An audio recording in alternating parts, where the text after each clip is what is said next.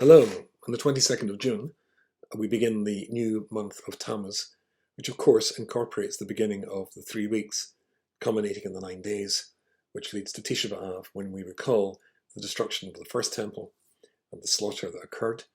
As a consequence, the destruction of the second temple, when 3 million Jews were killed by the Romans in the war that ended our possession of the land of Israel and the temple.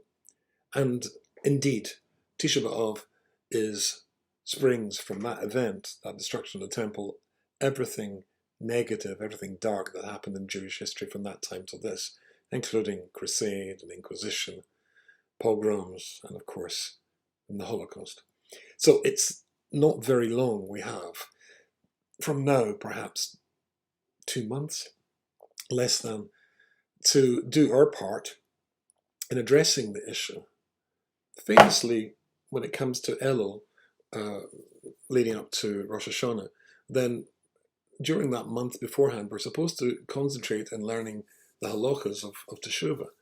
Coming towards Pesach, we should be concentrating on the halachas of Pesach. Coming towards Tisha B'Av, we should be concentrating in what it was precisely that led us to lose our temple and all of the suffering that flowed from that.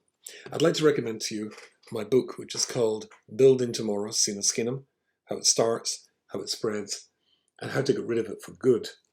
And in the introduction, if you'll allow me to read just a few words to you, it says, what caused the first temple to be destroyed?